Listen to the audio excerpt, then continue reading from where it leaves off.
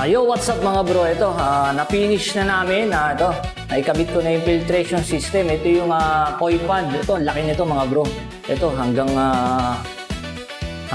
noo ko ang taas niya. Bali ito, na-finish ko na. Bali naka-dual filtration system. Ayan. Doon, baksak ng tubig, then daloy doon, daloy, tapos baksak ulit rito, daloy ulit, napipilter ulit, tapos baksak ulit. Ayan. Bali ito, ginawa kasi ito ganito na. Bali, ginawa na natin ang paraan magkaroon ng filtration system. Bali ito, may mga nakaabang na to.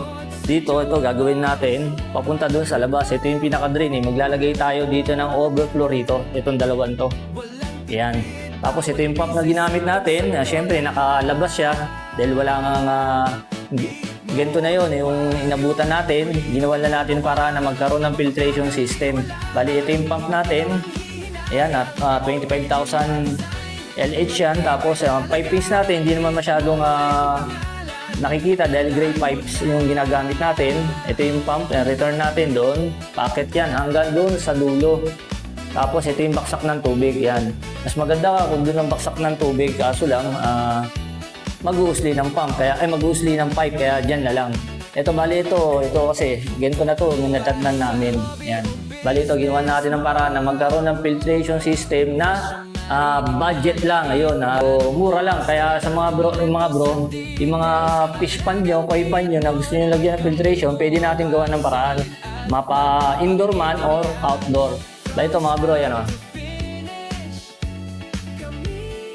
Bali 2 stages na filtration system to mga bro. At nilinis yan mga bro dahil dalawang filtration yan. Ayan o. Gagapang yan doon. Yun, ito, isa pong project. Lalagyan natin ng salamin to. Ito, medyo malapad kasi to mga bro. Malapad to. Siguro gamitin natin dito na 1/2 na laminated. Yan. Tignan natin dito sa labas. Ito yung bahay ni Sir. Yan.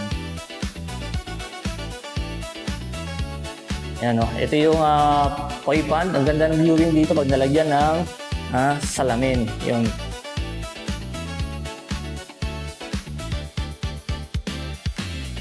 Diba? Ang ganda. Yan, ito yung ginawa natin para sa mga walang abang ng filtration. Yan, ayun ang ginamit natin concept, diba? Successful naman mga bro. Bali yun, yung mga pump na yan, kasi tatanggalin natin yung bakal na nakausli. Pinapatanggal ko. Mas maganda kasi masyadong lumapad dito. Kaya, ganyan. Ay, pansamantala lang, nilagyan ko muna ng tape yung kasi baka bumaksak. Babalik pa kami ito para sa installation ng salamin dito. Pero ngayon, ayos na. Na-finish na namin yung filtration system. Yun, hanggang dito na lang mga bro. Ayos! Beat mode!